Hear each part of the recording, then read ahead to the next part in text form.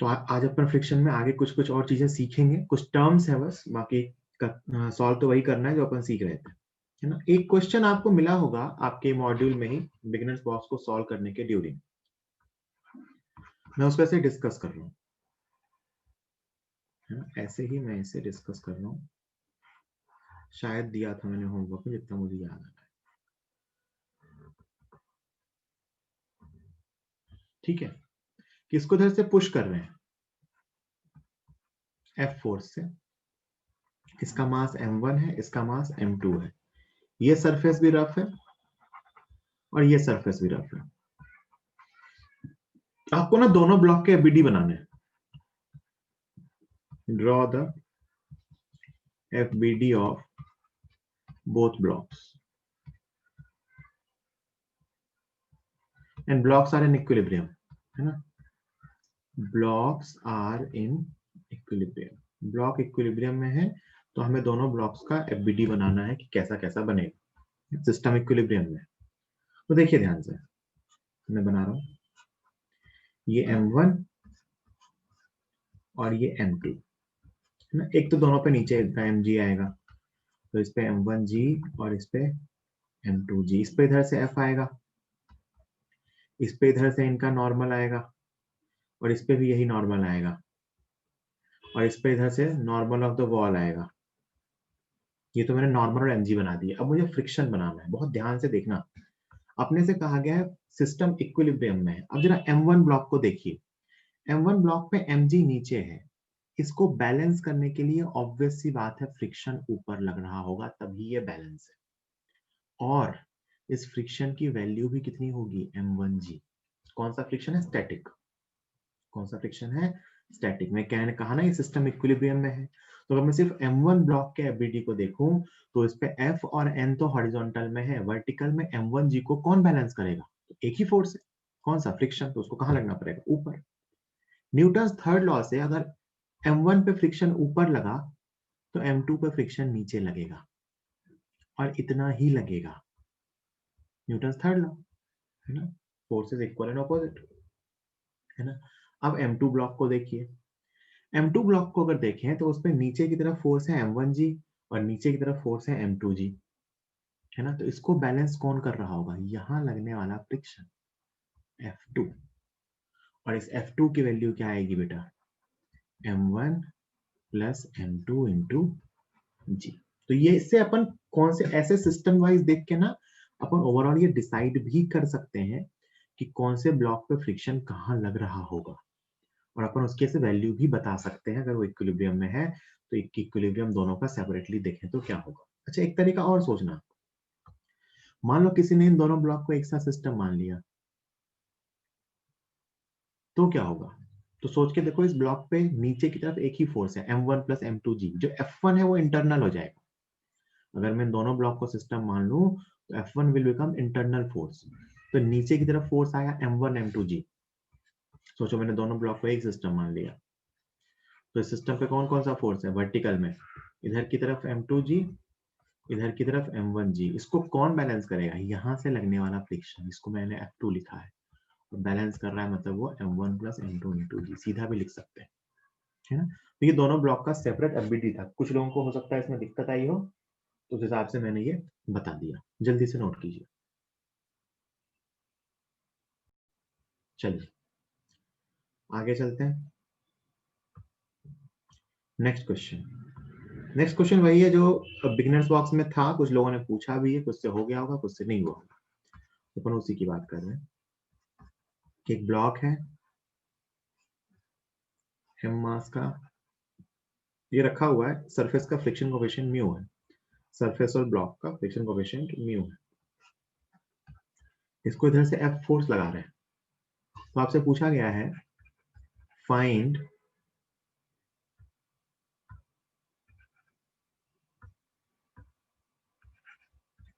Maximum and minimum value of contact force between surface and block, surface और block के बीच contact force की minimum और maximum value क्या हो सकती है? एफ वेरिएबल है, it can be changed. F आपको चेंज कर लेना है कि आप कुछ भी रख सकते हो, है ना, 0 से लेके एफ कुछ भी रख सकते हो। तो आपको ये बताना है कि कांटेक्ट फोर्स की मिनिमम और मैक्सिमम वैल्यू क्या होती है। होमवर्क में था ये क्वेश्चन वैसे तो मैंने आपको बताया था कांटेक्ट फोर्स होता क्या है। तो भाई कांटेक्ट फोर्स क्या होता है? तो इस ब्लॉक पे लगने वाले नॉर्मल और फ्रिक्शन का रिजल्टेंट होता है। ये फ्रिक्शन है और ये नॉर्मल है, इन दोनों का रिजल्टेंट हो। नॉर्मल की वैल्यू तो mg के बराबर आएगी, जो वर्टिकल में नॉर्मल इक्वल टू mg। तो इनका रिजल्टेंट कौन सा फोर्स है? कांटेक्ट फोर्स, इसको मैंने रिएक्शन फोर्स कहा था। तो रिएक्शन फोर्स की वैल्यू क्या लिख सकते हैं? तो आप लिखोगे n square plus F square का अंडर रूट। n को तो mg लिख दिया, तो mg square plus F square का अंडर रूट, है ना। ये तो इन जनरल रिलेशन है, एफ और नॉर्मल के टर्म में कांटेक्ट फोर्स या रिएक्शन फोर्स की वैल्यू। अब mg तो निगेटिव होने से रहा, वो भी mg स्क्वायर है। तो जब f 0 होगा तो ये फोर्स मिनिमम होगी, और जब f मैक्सिमम होगा तो ये फोर्स मैक्सिमम होगा। तो जरा सोच के देखिए कि when f is equal to 0, friction 0 होगा। वो कब होगा? जब f 0 होगा, हम कोई फोर्स नहीं लगाएंगे, तो रिएक्शन फोर्स मिनिमम आएगा। और वो कितना आ जाएगा? mg के बराबर। तो यहाँ पे mg बराबर नॉर्मल है, यहाँ पे mg बराबर नॉर्मल है। और जब friction equal to limiting friction होगा, है ना, तो R की वैल्यू मैक्सिमम होगी, और मैक्सिमम वैल्यू क्या होगी? mg स्क्वायर प्लस, यहाँ पे लिमिटिंग फ्रिक्शन क्या आएगा? म्यू इंटू एन या म्यू mg।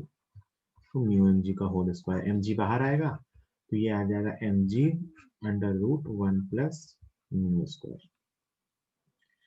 ये तो यहाँ के लिए है। मैं इन जनरल कह सकता हूं कि जो रिएक्शन फोर्स होता है ना, उसकी वैल्यू नॉर्मल से लेके normal into 1 plus mu square के बीच आएगी। ये इन जनरल है कि रिएक्शन फोर्स की वैल्यू नॉर्मल से लेके यहाँ के बीच आएगी। ये कौन सा केस है?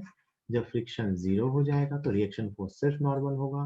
और ये कौन सा केस है? जब फ्रिक्शन इक्वल टू लिमिटिंग होगा, मतलब म्यू इंटू एन होगा। तो रिएक्शन फोर्स हमेशा n से n into under root 1 plus mu square के बीच होता है। यहाँ नॉर्मल mg है, इसीलिए वो mg से लेके यहाँ के बीच हो गया। तो कई बार ऐसा भी पूछ लेते हैं कि रिएक्शन फोर्स की रेंज कहाँ से कहाँ तक हो सकती है? तो इन दोनों के बीच हो सकती है। लिखिए जल्दी से नोट्स में, कोई डाउट हो तो पूछिए। अब अगली चीज जो अपन यहाँ सीखेंगे आज, वो है जो आज का पहला हेडिंग, सिंपल सी चीज है, पता होता है already, angle of friction. Angle of friction, इसको नॉर्मली सिंबल में लेमडा से लिख देते हैं, कुछ और सिंबल भी टेन थीटा फाई कुछ लिखा हो सकता है, कोई फर्क नहीं पड़ता। जनरली बुक्स में लेमडा से लिखा। ये क्या होता है? बहुत सिंपल है, it is angle between net contact force, मतलब जो नेट रिएक्शन फोर्स था, and normal reaction. It is the angle between net contact force and normal reaction when limiting friction is acting. When limiting friction is acting, और इसको ऐसा कह सकते हैं, slipping is about to start. एक ही बात। ये नेट जो फोर्स आया ना, कौन सा फोर्स? फ्रिक्शन और नॉर्मल का रिजल्टेंट। उनका जो नेट रिजल्टेंट फोर्स है, उसका एंगल है नॉर्मल रिएक्शन के साथ। वो भी हमेशा नहीं, तब जब फ्रिक्शन लिमिटिंग फ्रिक्शन के इक्वल हो जाए, उस केस में जो एंगल आता है, इसको एंगल ऑफ फ्रिक्शन के बराबर मानते हैं। जैसे ध्यान से देखिएगा, अगर मैं इस ब्लॉक की बात करूं तो इस पे नॉर्मल रिएक्शन इस तरफ आएगा, है? किसी भी केस में नॉर्मल में mg के बराबर नहीं लिखा, हो सकता है इंक्लाइन प्लेन पे रख दो। और लिमिटिंग फ्रिक्शन इस तरफ आएगा, क्यों? क्योंकि मैं इधर से f लगा रहा हूँगा, और लिमिटिंग फ्रिक्शन की value mu S into N होती है। तो जब लिमिटिंग फ्रिक्शन लग रहा हो उस टाइम पे नेट कांटेक्ट फोर्स निकालिए। पैरेललोग्राम लॉ यूज किया मैंने, है ना। This is net reaction force, उसका जो नॉर्मल के साथ एंगल है, this is angle of friction. This is defined as angle of friction. Of साफ साफ देखो एंगल ऑफ फ्रिक्शन के लिए आप क्या लिख सकते हो कि tan lambda is equal to limiting friction upon normal. tan lambda is equal to limiting friction upon normal, और tan lambda is equal to limiting friction is mu s into n upon n। n से n cancel होगा, so tan lambda is equal to mu s और lambda is equal to tan inverse mu s। So the angle of friction is equal to tan inverse mu, या mu s है actually में, तो ये है ना, ये tan इनवर्स म्यू एस के इक्वल होता है। This is called angle of friction. जब स्लिपिंग जस्ट स्टार्ट होने वाली है उस टाइम पे जो रिएक्शन फोर्स का एंगल होता है वो एंगल ऑफ फ्रिक्शन कहलाता है, और इसकी वैल्यू आती है tan lambda equal to mu. मतलब अगर सिर्फ म्यू दिया है तो म्यू, अगर म्यू एस म्यू के दोनों दिए हैं तो tan inverse mu S. That's it, this is angle of friction. याद रखना है कि किसी भी सरफेस के लिए, और बेटा ये ऐसा नहीं सिर्फ हॉरिजॉन्टल के लिए सही है, it is true for all surfaces. Horizontal हो, इंक्लाइन हो, वर्टिकल हो, कर्व सरफेस हो, कहीं के लिए भी यही आएगा कि उस प्लेस पे, क्योंकि बेटा सरफेस का मैंने कहा था ना, म्यू सरफेस के नेचर पे डिपेंड करता है, एंगल एंगल पे डिपेंड नहीं करता। इसी हॉरिजॉन्टल सरफेस को आप प्लेन इंक्लाइन बना दोगे तो भी वही रहेगा, है ना। tan लैम्डा की वैल्यू म्यू एस के इक्वल होगी। This is definition of angle of friction. इसलिए मैंने नॉर्मल इक्वल टू mg वगैरह नहीं लिखा, सिर्फ एक सरफेस के लिए नॉर्मल लिख दिया और लिमिटिंग फ्रिक्शन लिख दिया। नॉर्मल फिक्स है, नॉर्मल जो भी होगा। लिमिटिंग फ्रिक्शन की value mu S into N होती है, तो इनका रिजल्टेंट रिएक्शन फोर्स कहलाता है, तो मैंने उसकी वैल्यू निकाली। ठीक है, अगला जो एंगल है जिसको सीखेंगे by definition, that is angle of repose. Angle of repose, सुनना ये क्या होता है, तुम सबने ये एक्सपीरियंस किया हुआ, बस जानते नहीं हो कि एंगल ऑफ रिपोज कहते हैं। सुनना, मैं एक्सपेरिमेंट बता रहा हूँ क्या करना है अपने को, कि जमीन पर ना एक ऐसा क्लैंप के थ्रू, मतलब एक मूवेबल क्लैंप के थ्रू एक ऐसा प्लैंक रखा हुआ है। एक ऐसा प्लैंक है, प्लैंक के ऊपर एक ब्लॉक रखा हुआ है ना। अब क्या करते हैं, इस प्लैंक को धीरे धीरे, यहां से ये हिंज्ड है, मतलब यहाँ इसके बाद ये घूमेगा, है ना, ये हिंज है, इसके बाद ये प्लैंक घूमेगा। तो कुछ टाइम के बाद मैं कहूँ कि इसको मैंने ऐसा रोटेट किया, तो कुछ टाइम बाद ये कहीं यहाँ आ जाएगा, प्लैंक कुछ ऐसा हो जाएगा, मानते हो ना, घूम गया थीटा एंगल से, ब्लॉक इसके ऊपर रखा हुआ है। आप सब एक्सपीरियंस करके सोच सकते हो कि जैसे जैसे हम थीटा बढ़ाएंगे एक पार्टिकुलर थीटा आएगा जिसपे ये ब्लॉक स्लिप हो जाएगा। बोलो भाई, ये समझ में आती है क्या बात। एक पार्टिकुलर थीटा आएगा जिसपे ये ब्लॉक स्लिप करना स्टार्ट करेगा इंक्लाइन प्लेन पे, उसके पहले स्लिप नहीं करता है, पार्टिकुलर इंक्लाइन पे जाके ही स्लिप करना स्टार्ट करता है। बोलो, बात समझ में आती है क्या। ठीक, बिल्कुल सही, and that angle is known as angle of repose. समझ गए, समझ गए, समझ गए। ठीक है, जिस एंगल पे ये स्लिप करना स्टार्ट होता है उसे कहते हैं angle of repose. That angle is known as angle of repose. Calculate करेंगे कितना आएगा, बट ये इसकी डेफिनेशन है। It is the angle of inclined plane for which the block will just start sliding, will just start sliding। जिस theta पे just sliding start हुई है, क्या स्टार्ट हुई है, जस्ट स्लाइडिंग, उसको बोलते हैं angle of repose. Sorry, angle of repose. अब देखना, ये एंगल निकालना चाहते हैं कि एंगल कितना आता है, तो निकाल लेंगे। ये मान लेते हैं मास का ब्लॉक है, तो इस पे इधर की तरफ फोर्स आएगा, भैया इंक्लाइन प्लेन बन गया ना ये, तो mg sin थीटा। इधर की तरफ आएगा फ्रिक्शन, कौन सा friction, limiting friction, mu N. क्यों limiting friction, mu S into N. क्यों लिमिटिंग फ्रिक्शन, क्योंकि जस्ट स्लाइडिंग स्टार्ट होने वाली है। इधर की तरफ mg cos थीटा और इधर की तरफ नॉर्मल, इधर की तरफ नॉर्मल। मैंने स्लाइडली स्टार्ट किया और कहाँ पे होने वाली, जस्ट स्लिपिंग होने वाली है, ये वही थीटा है, तो यहाँ पे फ्रिक्शन जो होगा वो लिमिटिंग फ्रिक्शन के इक्वल होगा। इसके पहले, इस थीटा से पहले, मतलब मान लो ये थीटा 30 डिग्री आ गया, तो 30 डिग्री से पहले स्टैटिक फ्रिक्शन लगेगा कि ब्लॉक रखा रहेगा। 30 डिग्री से ज्यादा, मानो मैं 40 डिग्री पे लेके जाऊं तो ब्लॉक स्लाइड करेगा, काइनेटिक फ्रिक्शन लगेगा, है ना। जस्ट स्लाइडिंग का केस है, तो मैं लिख रहा हूं कि जस्ट स्लाइडिंग के लिए क्या होगा, दोनों फोर्सेस जस्ट बैलेंस हो रहे होंगे, mg sin theta is equal to mu n, और n कितना है, mg cos theta, mu mg cos theta, कौन सा म्यू है ये, म्यू s। mg से mg कैंसिल हुआ और tan थीटा आ गया म्यू s। कुछ याद आया क्या,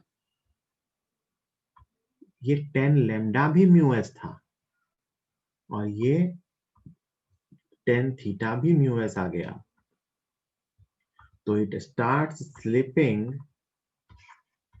when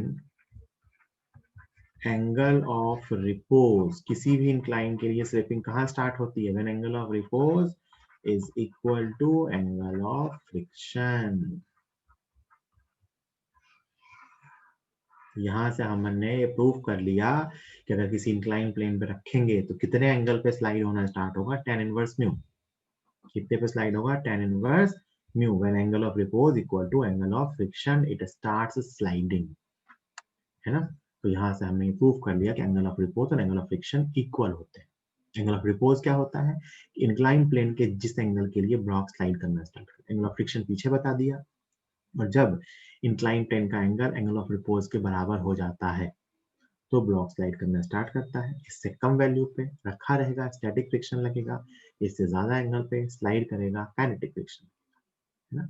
एंगल ऑफ रिपोज निकालने की वैल्यू, मेरी बात ध्यान से सुनना, ये जो मैंने आपको एक्सपेरिमेंट बताया ना, it is experimental method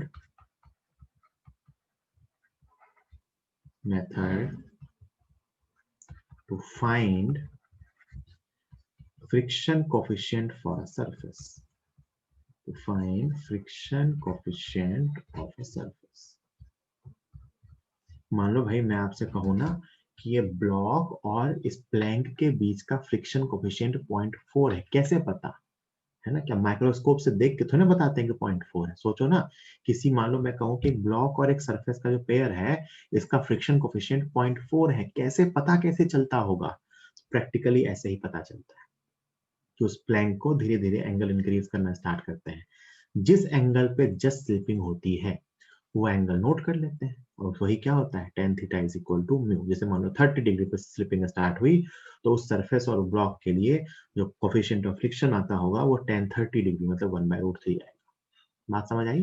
it is an experimental method to find coefficient of friction, कि उस ब्लॉक को प्लैंक पे रखा और उसको स्लाइटली इंक्रीज करेंगे। This is coefficient of friction for block plank pair. इस दोनों सरफेस के बीच का जो फ्रिक्शन कोफिशिएंट होगा वो इतना ही रहेगा। बात समझ आ गई, ठीक है। चलिए आगे चलते हैं, सिंपल सा क्वेश्चन। अब मैं इंक्लाइन प्लेन ऐसा ही बनाऊंगा, है ना, सिंपल, बिल्कुल। इंक्लाइन प्लेन है थीटा वाला, इस पे एक ब्लॉक को रखा है, फ्रिक्शन कोफिशिएंट म्यू है, the block is placed on a inclined plane and released। Block को इंक्लाइन प्लेन पे रखा गया और रिलीज कर दिया गया, मतलब रख के छोड़ दिया, है ना। We know that tan theta, इस इंक्लाइन प्लेन के लिए जो tan थीटा है वो म्यू से ज्यादा है, मतलब इंक्लाइन प्लेन का एंगल फ्रिक्शन कोफिशिएंट क्या tan थीटा म्यू से ज्यादा है। We know that tan theta is greater than mu, पहला question, will the block slide, क्या ये ब्लॉक स्लाइड करेगा? बताओ भाई, यस और नो, लिख के बताओ।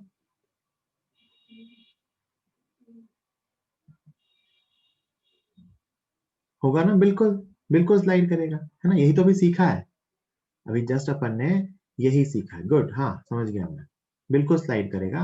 क्यों? क्योंकि इसका जो एंगल है वो एंगल ऑफ रिपोज से ज्यादा है। एंगल ऑफ रिपोज क्या होता है? tan इनवर्स म्यू, है ना, तो जो एंगल है वो एंगल ऑफ रिपोज से ज्यादा है, तो block will slide, block will slide. तो आंसर क्या है? यस। दूसरा क्वेश्चन, बताओ कौन सा फ्रिक्शन लगेगा, स्टैटिक या काइनेटिक? बताओ कौन सा फ्रिक्शन लगेगा, स्टैटिक या काइनेटिक? काइनेटिक, बिल्कुल सही। कौन सा फ्रिक्शन लगेगा? काइनेटिक।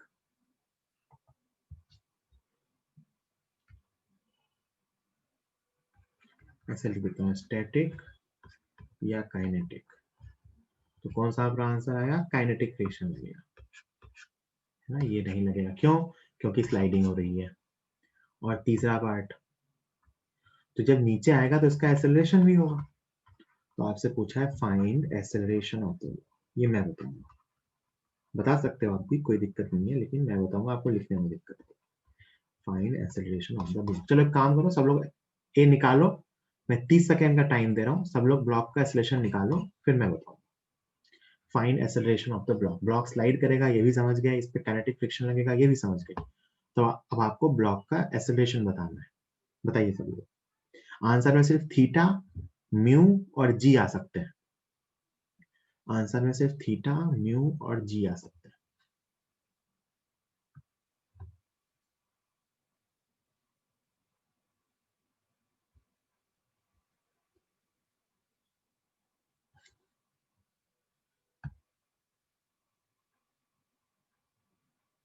अरे बेटा फ्रिक्शन फ्रिक्शन भी तो होगा,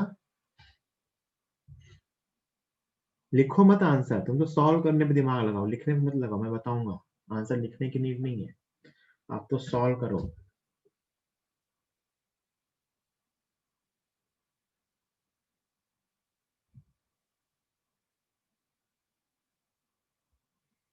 आप तो सॉल्व करो।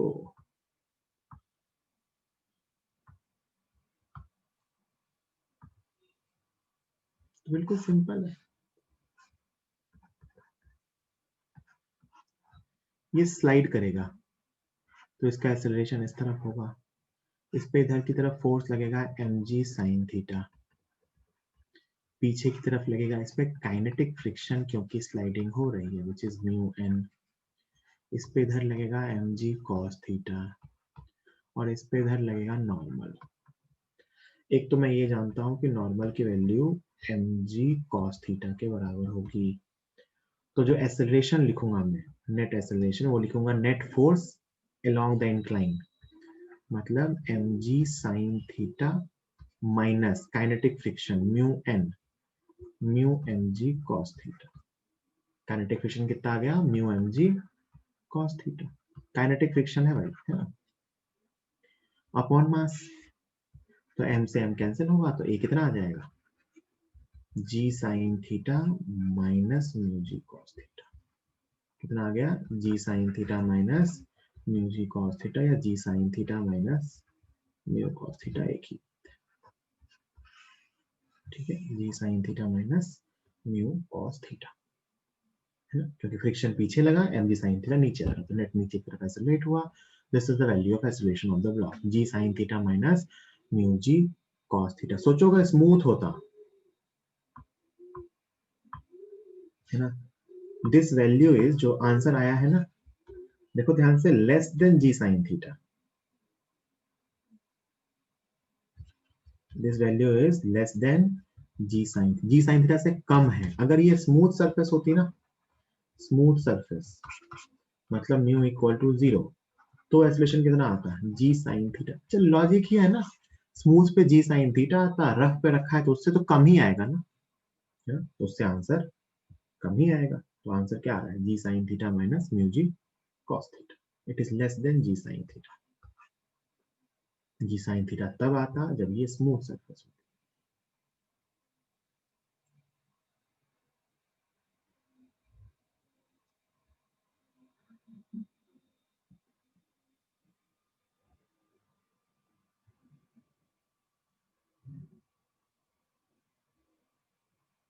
ठीक है,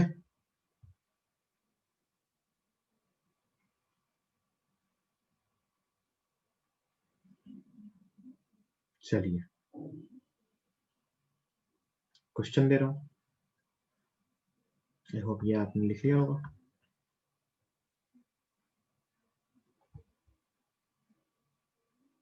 ठीक,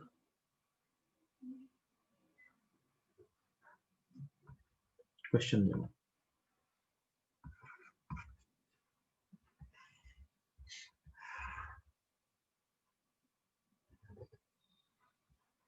$37 है ना,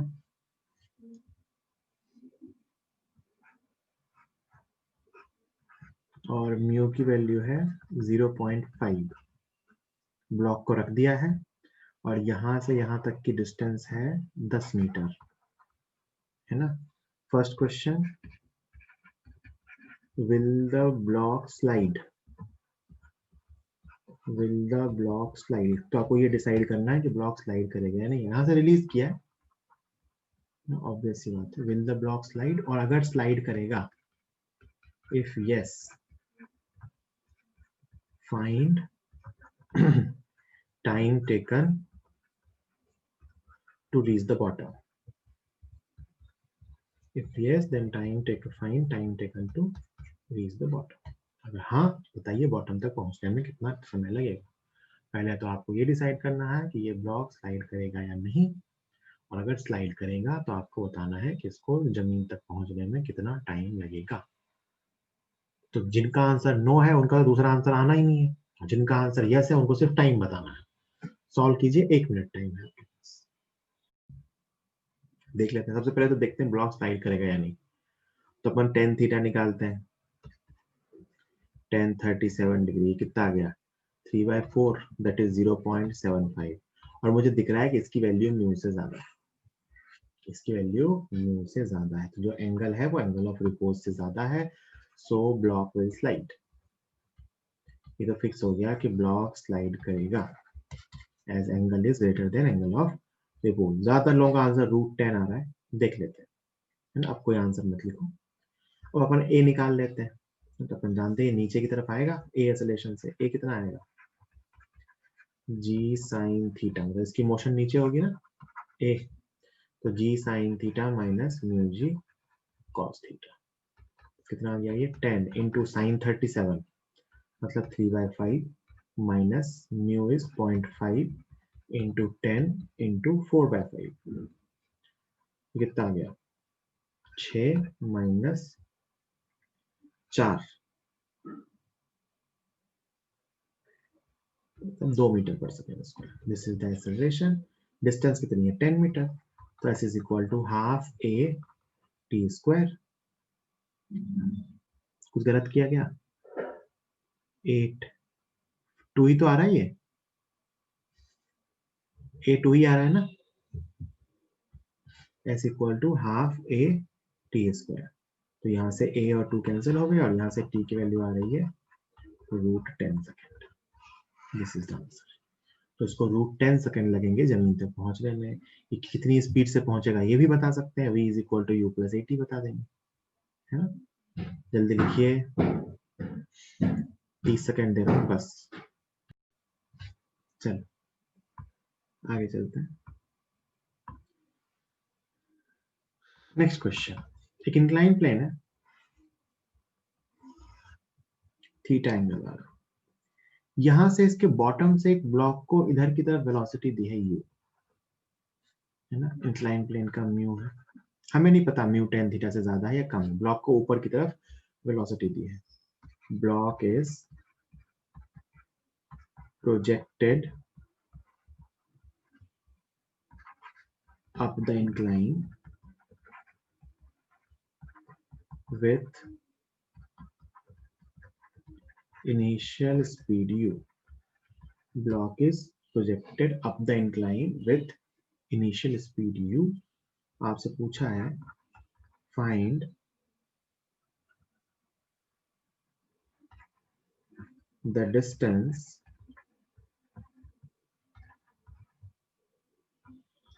where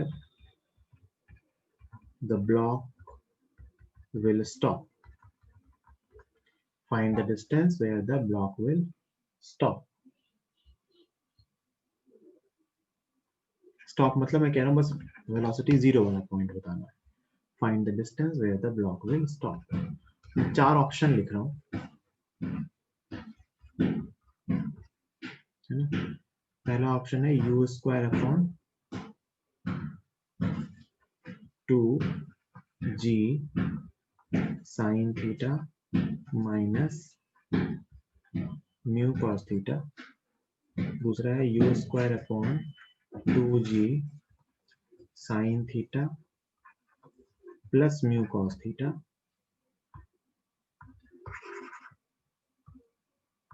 तीसरा आंसर है u square upon g sin theta minus mu cos theta. और चौथा आंसर है u square upon g sin theta plus mu cos theta. ये 4 option. Find the distance where the block will stop, जहां उसकी velocity 0 हो जाएगी।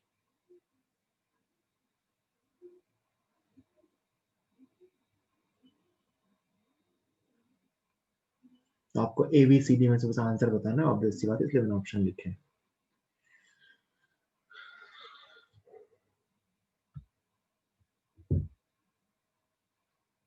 ठीक है, ए और बी में डाउट था लोगों को। Correct answer is B. Correct answer is B. अपने को तो नहीं पता, अपन तो वीडियो बना सकते हैं सिंपली। भाई ब्लॉक इस बार कहाँ जा रहा है? ऊपर ना। ब्लॉक की वेलोसिटी कहाँ है? ऊपर। तो इस पे काइनेटिक फ्रिक्शन कहाँ लगेगा? नीचे लगेगा ना बेटा। काइनेटिक फ्रिक्शन कहाँ लगेगा? नीचे। और इधर की तरफ ही क्या लगेगा? mg sin theta. और काइनेटिक फ्रिक्शन की वैल्यू क्या आएगी? Mu mg cos theta. दोनों एक डायरेक्शन में लग रहे हैं और रिटार्डेशन भी इसी तरफ होगा, है ना। तो रिटार्डेशन की वैल्यू एक कितना आ जाएगा? mg sin theta plus mu mg cos theta upon m। So it is mg sin theta plus mu mg cos theta upon m। m से m कैंसिल हो गया, तो कितना आ गया? g sin theta plus mu जी cos theta. क्योंकि ऊपर जा रहा है ना, वेलोसिटी ऊपर की तरफ है, तो kinetic friction down the incline लगेगा, रिलेटिव मोशन के opposite. And stopping distance will be u square upon 2a. The answer is u square upon 2g sin theta plus mu cos theta. This is the answer. u square upon 2g sin theta upon mu cos theta. बहुत से लोगों ने answer सही दिया था। Good, जल्दी से लिखिए। वहां पे माइनस इसलिए था क्योंकि फ्रिक्शन अप द इंक्लाइन लगा था, मोशन नीचे हो रही थी। ये भी ध्यान रखना है, फ्रिक्शन कोई फिक्स नहीं है कि ऊपर ही लगेगा, है ना। बहुत से लोगों के आंसर सही थे। प्रियांशु, लिवांत, सृष्टि, प्रखर, तौसिफ, युवराज, अवधेश, शैली, इन सब के आंसर सही थे। ऑलमोस्ट 40-50% बच्चों। गुड।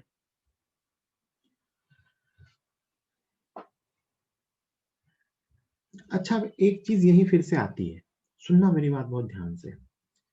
ये पहुंचा, है ना। जब तक ये जा रहा था ना, तब तक तो बेटा आप टेन थीटा म्यू से ज्यादा लो, टेन थीटा म्यू से कम लो, क्योंकि आपने इसको इनिशियल वेलोसिटी दी है, तो ये यहाँ कहीं तक जाएगा और यहाँ आके रुकेगा, है ना। यहाँ रुका, यहाँ के इसकी वेलोसिटी कहीं 0 हुई। क्यों? क्योंकि आपने वेलोसिटी दी है। वेलोसिटी इधर, फ्रिक्शन पीछे लगा, स्लाइडिंग होगी, काइनेटिक फ्रिक्शन लगेगा, यहाँ कहीं आया, इसकी वेलोसिटी 0 हुई। अब यहाँ से नया क्वेश्चन स्टार्ट हुआ कि वेलोसिटी 0 हो गई। अब ये दो चीजें हो सकती हैं, या तो यहीं रुका रह जाएगा, हो सकता है यहां से धक्का दिया और यहीं रुका है। जैसा भी होता है, सोच के देखो, आप स्लोप पे एक चीज को ऊपर फेंको और वो वहीं पहुंच के रुक जाए, बिल्कुल ऐसा हो सकता है। ऐसा हुआ, इसका मतलब रुक गया, इसका मतलब फाइनली रुक ही गया कि टेन थीटा की वैल्यू म्यू से कम है। अगर मैं कहूं कि फाइनली इसको धक्का दिया और यहाँ पहुंच के रुक गया, तो इसका मतलब टेन थीटा म्यू से कम है, कि उसके बाद वहां पे वो रखा रह जाएगा। और मैं कह दूं नहीं, जो पिछला केस था कि टेन थीटा की वैल्यू म्यू से ज्यादा है तो क्या होगा, तो बेटा यहाँ जाएगा और वापस घूम के आएगा यहाँ, है ना। अगर मैं कहूँ टेन थीटा की वैल्यू म्यू से ज्यादा है, तो यहाँ से यहाँ तक गया, यहाँ पहुंचा, वेलोसिटी 0 हुई और फिर यहाँ से घूमा। जाते टाइम एक्सेलरेशन था जी साइन थीटा माइनस म्यू जी कॉस थीटा, आते टाइम एक्सेलरेशन, सॉरी जाते टाइम था जी साइन थीटा प्लस म्यू जी कॉस थीटा, पीछे की तरफ रिटार्डेशन।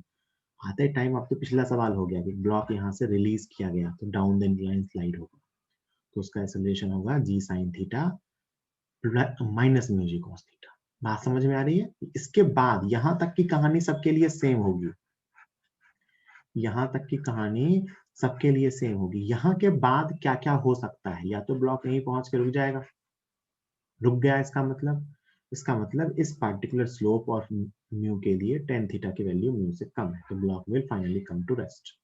और अगर मैं कहूँ कि नहीं स्लोप ऐसा है कि टेन थीटा की वैल्यू म्यू से ज्यादा है, तो आप कहोगे it will momentarily come to rest and then again it will slide down, फिर से यहाँ जाएगा, है ना। तो जाएगा और फिर वापस भी आ सकता है, डिपेंड करता है टेन थीटा और म्यू की वैल्यूज पे। ठीक है, चलिए अगला question.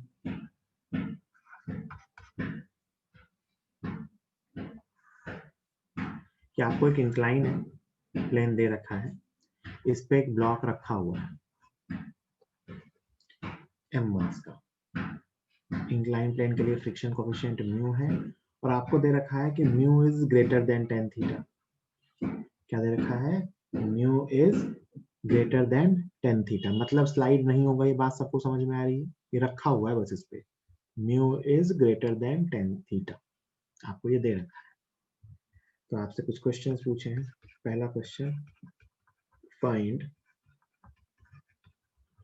Friction force on the block, find friction force on the block, block पे फ्रिक्शन फोर्स कितना होगा। मैं इसके ऑप्शंस लिख रहा हूं, आप बताना। Find friction force on the block, इसका आंसर मुझे बताना है। पहला आंसर है mg sin थीटा, दूसरा आंसर है म्यू mg cos थीटा, तीसरा आंसर है both a and b, and चौथा आंसर है नन ऑफ द।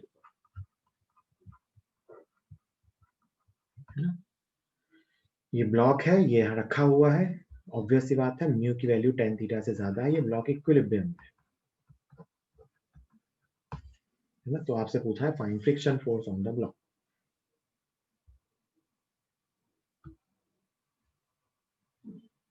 लिखो लिखो, मैं आपके आंसर्स देख रहा हूँ, लिखो सब लोग अपने अपने आंसर, यही सीखते हैं। आप आंसर लिखोगे तो ही सीखोगे, वरना आपको जिंदगी में कभी पता ही नहीं चल पाएगा कब स्टैटिक लग रहा है, कब काइनेटिक लग रहा है, वैल्यू कितनी होगी, उसकी आपने अपनी बात अपने मन में रखी होती है। लिखो आपका आंसर,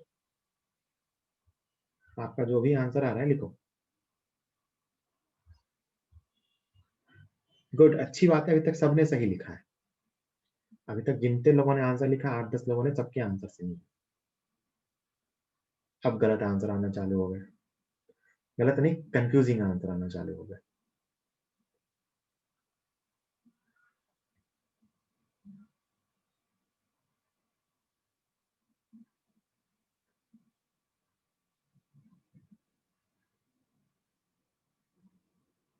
ठीक है, so the answer is a, सिर्फ ए, बी नहीं कहेंगे। वापस याद करो, मैंने कहा था इस चैप्टर में दो गलतियां होती हैं, m g equal to normal लो ले लेते हैं, वो तो फिर भी कम होती है। दूसरा, लोग मान लेते हैं कि स्टैटिक फ्रिक्शन की वैल्यू म्यू इंटू एन होती है, भाई नहीं होती है, नहीं होती है। स्टैटिक फ्रिक्शन कितना होता है? जितना चाहिए। इस ब्लॉक को स्लाइड कराने के लिए कितना फोर्स चाहिए था? M G sine theta. इसको रोका होगा किसने? फ्रिक्शन ने, और स्लाइडिंग नहीं हो रही है, इसका मतलब स्टैटिक फ्रिक्शन लग रहा है। स्टैटिक फ्रिक्शन कितना होगा? जितना फोर्स था, एम जी साइन थीटा, सिर्फ यही कह सकते हैं। ये जो दूसरा आंसर है लिमिटिंग फ्रिक्शन है, ये नहीं है, this is not the answer. तो ये भी नहीं है और ये भी नहीं है, ए आंसर है एम जी साइन थीटा, है ना।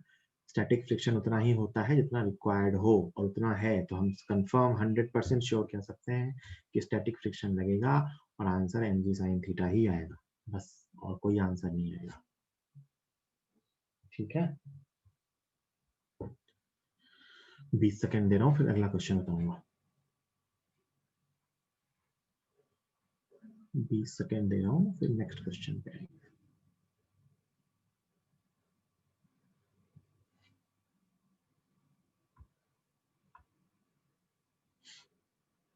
ठीक है, चलो नेक्स्ट क्वेश्चन।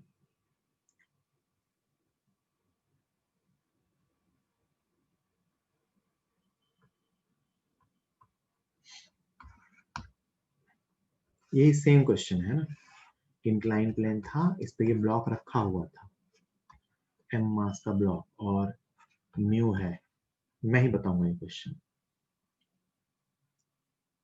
है ना, और म्यू की वैल्यू tan थीटा से ज्यादा है, तो ये स्लाइड नहीं कर रहा, ये स्लाइड नहीं कर रहा। मैं कहता हूँ इधर की तरफ अपने को फोर्स लगाना है F, है ना, ऊपर तरफ से खींचना है। तो आपसे पूछते हैं कि find minimum force F to pull the block up the incline. Up the incline मतलब ऊपर की तरफ। Find minimum force F to pull the block up the incline, है ना। सॉल्व कीजिए, मैं ऑप्शन लिखूंगा, सॉल्व कीजिए, मैं ऑप्शन लिखूंगा।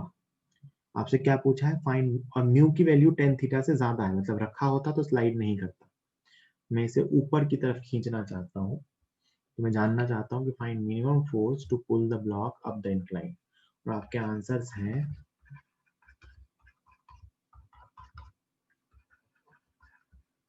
mg sin theta plus mu mg cos theta, mg sin theta minus mu mg cos theta,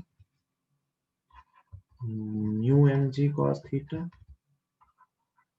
mg sin theta.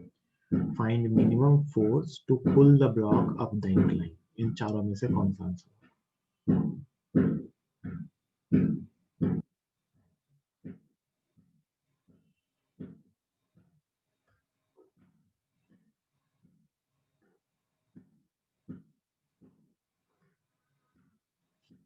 लिखो लिखो, अपने आंसर लिखो भाई, गलती होगी तभी सही भी होगा। देख रहा हूं मैं आपके आंसर, लिखते चलो आप तो।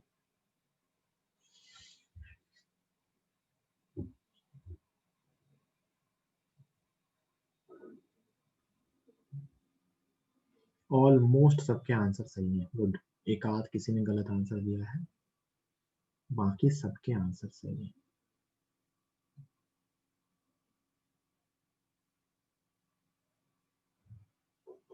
बीस सेकेंड और है।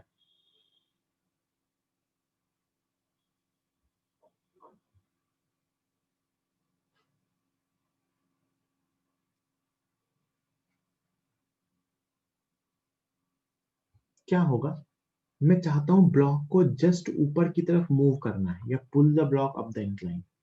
मैं चाहता हूं कि ब्लॉक को जस्ट ऊपर की तरफ खींचना है।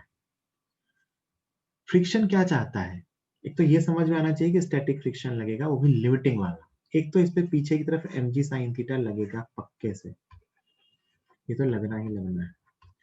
अगली बात, ब्लॉक को कहाँ खींचना है बेटा, अप द इंक्लाइन, मतलब ब्लॉक की टेंडेंसी आगे मूव करने की होगी। ब्लॉक की टेंडेंसी कहाँ मूव करने की है, आगे मूव करने की। तो इसको रोकेगा कौन, फ्रिक्शन। कौन सा फ्रिक्शन, लिमिटिंग फ्रिक्शन।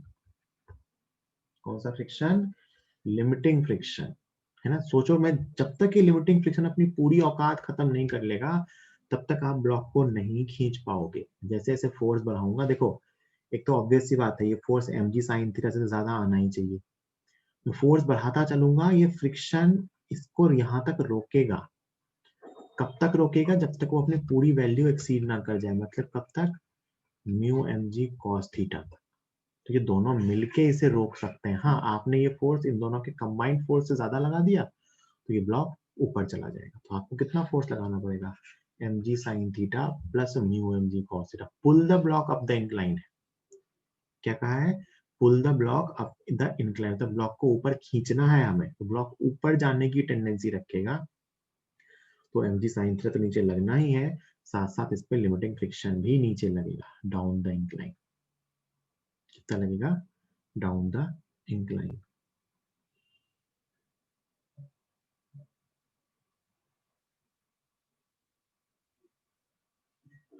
ठीक है, अब इसी में मैं दूसरा पार्ट लिख दे रहा हूँ।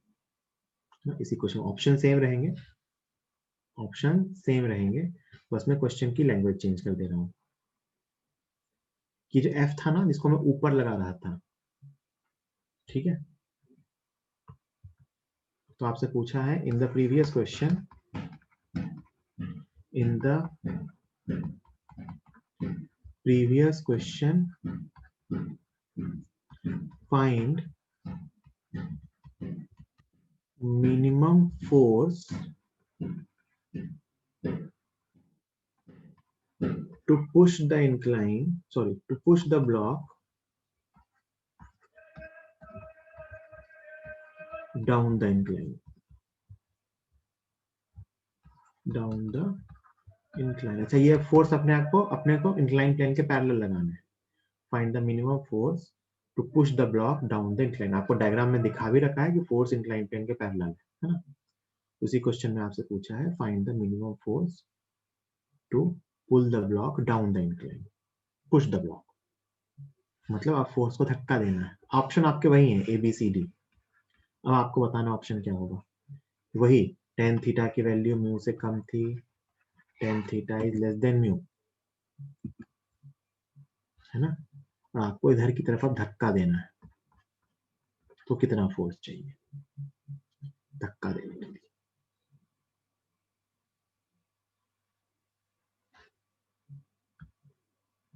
बिल्कुल सही, बिल्कुल सही, बिल्कुल सही। सबके आंसर सही है। गुड।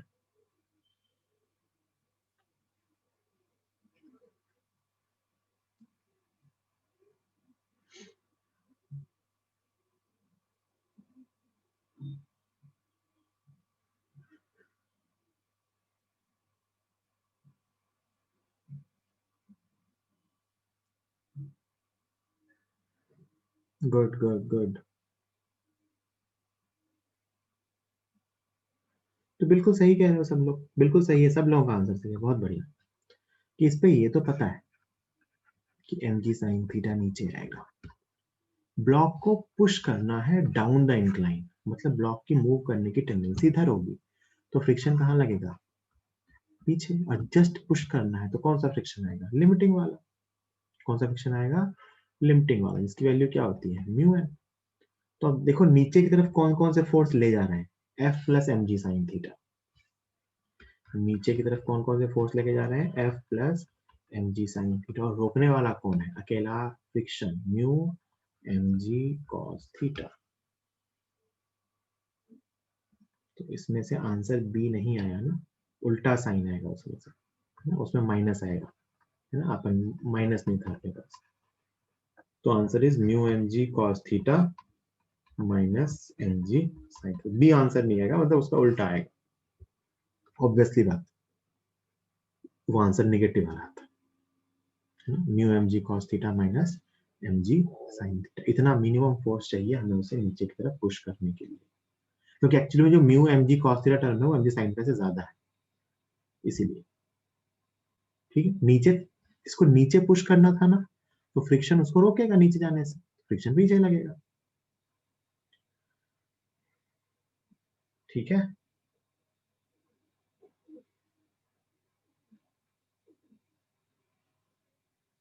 10 सेकेंड दे रहा हूँ, इसको लिखना है, लिख लो। तो answer is mu M G cos theta minus M G sine theta.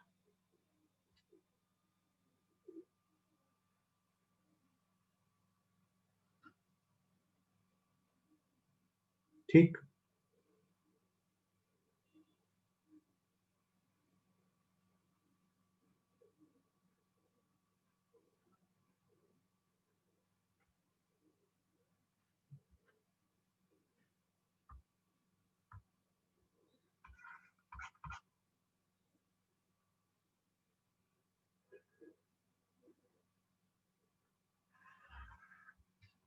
सुनना ध्यान से, अच्छा क्वेश्चन बता रहा हूँ, पूरा डिस्कशन है।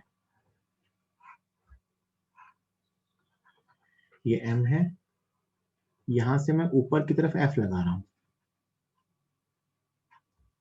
है ना, यहां की तरफ मैं ऊपर की तरफ f लगा रहा हूं, और इसके लिए म्यू पता है, और इस बार आपको पता है कि tan theta greater than mu है। इसका मतलब अगर मैंने f नहीं लगाया होता तो ये ब्लॉक स्लाइड कर जाता। अगर मैंने f नहीं लगाया होता तो इस ब्लॉक की टेंडेंसी कहाँ थी, नीचे की तरफ स्लाइड करने की। तो आपसे क्वेश्चन पूछा है कि find the range of f, क्या पूछा है, find the range of f for which the block will be in equilibrium. The block will be in equilibrium. Find the range of f for which the block will be in equilibrium. f force incline plane के parallel है ना, कि f की किस range के लिए block equilibrium में होगा। मतलब अपने इसको मिनिमम से मैक्सिमम बताना है कि f मिनिमम कितना हो कि ब्लॉक रुका रहे, और f मैक्सिमम कितना हो कि ब्लॉक रुका रहे, है ना। सुनना, मेरी बात मैं बताता हूँ, डिस्कशन है, बहुत ध्यान से सुनना। सबसे पहले मान लो बेटा हम कोई फोर्स नहीं लगाते, हम कोई फोर्स नहीं लगाते, तो इधर की तरफ फोर्स आता कितना, mg sin थीटा, और ये नीचे स्लाइड कर रहा होता, ऑब्वियस सी बात है ना, क्योंकि tan थीटा की वैल्यू म्यू से ज्यादा है। तो इस पे पीछे की तरफ लग रहा होता फ्रिक्शन, और कौन सा फ्रिक्शन लग रहा होता, काइनेटिक फ्रिक्शन, है ना। अब हमने जस्ट इतना फोर्स लगाया, ऐसा क्यों ऐसा हो रहा होता कि नीचे जा रहा होता, कि अपन कहते हैं कि mg sin थीटा जो था वो काइनेटिक फ्रिक्शन से ज्यादा था, तभी वो नीचे स्लाइड कर रहा है। तो हमने जस्ट मिनिमम फोर्स लगाया कि हल्का सा जस्ट इसको होल्ड कर लिया, है ना, हमने इसको जस्ट हल्का सा होल्ड किया है कि फ्रिक्शन इसको सपोर्ट, फ्रिक्शन मुझे सपोर्ट करे। तो भाई फ्रिक्शन कुछ कम था, मतलब mg sin theta was greater than friction, तो जितना कम था मैंने उतना फोर्स लगा दिया, बस मिनिमम फोर्स। तो यहाँ कौन सा फ्रिक्शन लग जाएगा, लिमिटिंग फ्रिक्शन, जस्ट रुक गया, जस्ट रुका हुआ है अभी। तो मिनिमम फोर्स आप कैसे निकालोगे, कि वो नीचे स्लाइड कर रहा था, आपने बस उसको हाथ लगा दिया, सिर्फ रोक लिया, तो फ्रिक्शन आपको सपोर्ट कर रहा है, फ्रिक्शन ऊपर लग रहा है ना। आप अगर हाथ हटा देते तो उसकी टेंडेंसी कहाँ जाने की थी, नीचे। सोचो, आप अगर हाथ हटा देते तो उसकी टेंडेंसी कहाँ जाने की थी, नीचे। हमने जस्ट हाथ लगा दिया है, तो फ्रिक्शन नहीं होता, तो भी ये रुका हुआ है। तो अपन क्या लिखेंगे, क्वेश्चन जरा सोचिए, कि F minimum plus F limiting, ऊपर इन दोनों ने मिलके संभाला इसको, mg sin थीटा को, तो मिनिमम फोर्स क्या आएगा, mg sin theta minus limiting friction, मतलब म्यू mg cos थीटा। अब बहुत ध्यान से सुनना मैं क्या बोल रहा हूँ। अब मैंने क्या किया ना बेटा, इस फोर्स को बढ़ाना चालू किया, इंक्रीज किया, तो क्या होगा जरा सोचो, इस फोर्स को बढ़ाना चालू किया तो क्या होगा, ये फ्रिक्शन कम होने लगेगा, ये फ्रिक्शन कम होने लगेगा, क्योंकि फ्रिक्शन क्या चाहता है, फ्रिक्शन चाहता है कि रिलेटिव मोशन ना हो। तो अभी तो पहले आप और फ्रिक्शन मिलके रोक रहे थे, मान लो आपने लगाया 100 न्यूटन और फ्रिक्शन था 50 न्यूटन, मान लो ये 150 न्यूटन है, नीचे का फोर्स कितना है, सुनना ध्यान से, नीचे का फोर्स कितना है, 150 न्यूटन, और फ्रिक्शन मैक्सिमम लग सकता है 50 न्यूटन, आपने उसकी हेल्प करने के लिए लगा दिया ऊपर 100 न्यूटन, तो 150 150 हिसाब बराबर। अब आपने कहा नहीं मैं तो 120 न्यूटन लगाऊंगा, आपने ऊपर की तरफ अपना फोर्स कर दिया 120, तो फ्रिक्शन क्या करेगा, फ्रिक्शन कहेगा ठीक है, अपनी वैल्यू तो 0 से लिमिटिंग फ्रिक्शन के बीच कुछ भी हो सकती है, चाहिए कितना, 150, आपने 120 लगाया, फ्रिक्शन 50 से कम हो गया 30 हो गया, कौन सा फ्रिक्शन हो गया, स्टैटिक फ्रिक्शन। आपने इस फोर्स को 120 से 140 किया, चाहिए कितना, 150, फ्रिक्शन 10 हो गया, कौन सा है, स्टैटिक, सेल्फ एडजस्टिंग फोर्स, अपनी वैल्यू चेंज कर लेगा। आपने 150 के बराबर 150 कर दिया, फ्रिक्शन काम में गायब, मेरा काम ही नहीं। भाई आपने इतना mg sin थीटा था उतना ही लगा दिया f, तो कोई स्लाइडिंग की टेंडेंसी नहीं है ना, फ्रिक्शन क्यों होगा? तो अगर मैं एफ को इंक्रीज करूं, तो एक टाइम आएगा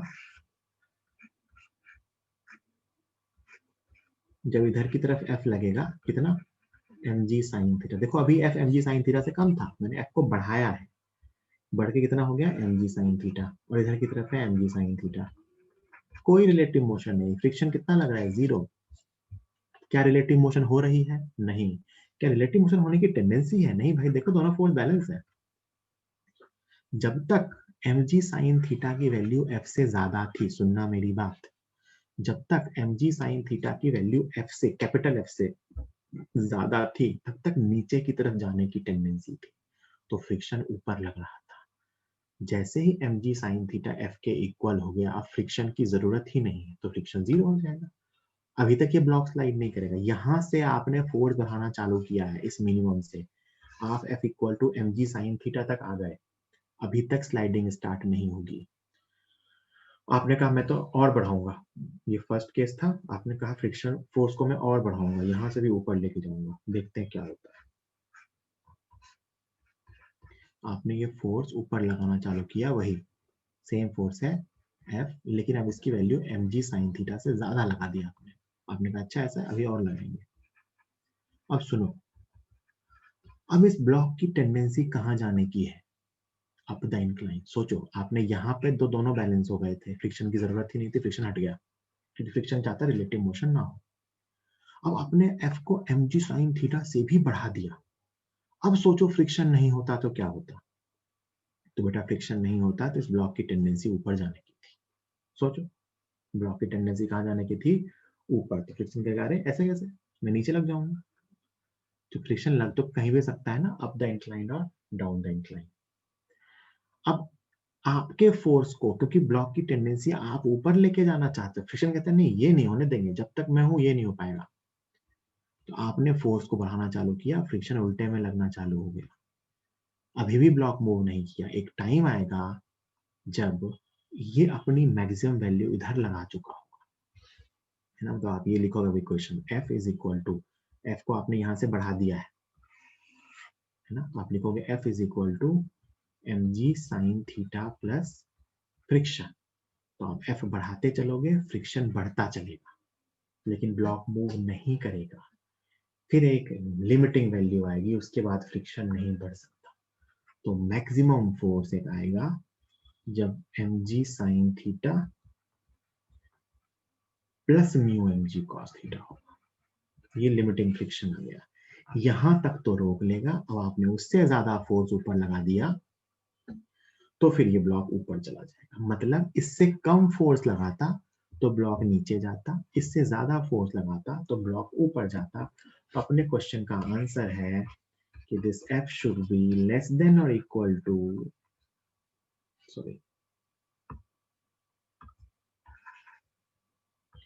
this F should be less than or equal to mg sin theta plus mu mg cos theta and greater than or equal to mg sin theta minus। इस पूरे ड्यूरेशन में block move नहीं करेगा, क्योंकि ये वो है जब आपने जस्ट होल्ड कर दिया, और ये वो केस है जब आपने इतना लगा दिया कि अब ठीक ऊपर जाने वाला है। इस पूरे कंडीशन के बीच आप जो भी फोर्स लगाओगे, the block will not move और the block will be in equilibrium. कहानी कैसी थी ये इंपॉर्टेंट है कि आपने फोर्स बढ़ाया, पहले फ्रिक्शन पीछे लग रहा था, ऊपर फ्रिक्शन कम होता गया, कम होता होता फ्रिक्शन 0 हो गया, और फिर 0 से होता होता आपने ब्लॉक को अब टेंडेंसी कर दी, यहाँ तक ब्लॉक की टेंडेंसी नीचे जाने की थी, अब यहाँ ब्लॉक की टेंडेंसी ऊपर जाने की है। तो अब फ्रिक्शन पीछे लगना चालू हो जाएगा, और पीछे भी वो अपनी मैक्सिमम लिमिट तक ही लग सकता है।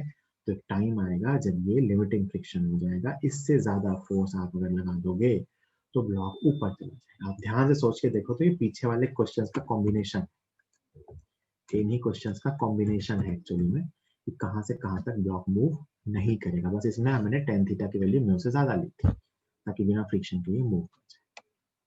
ठीक है, तो ये अपने इंक्लाइन प्लेन वाले क्वेश्चंस ऑलमोस्ट फिनिश हो गए। एक आध क्वेश्चन अपन नेक्स्ट टाइम पे और करेंगे, और फिर अपन कल मोस्ट प्रोबेबली अपना फ्रिक्शन लगभग खत्म हो जाएगा।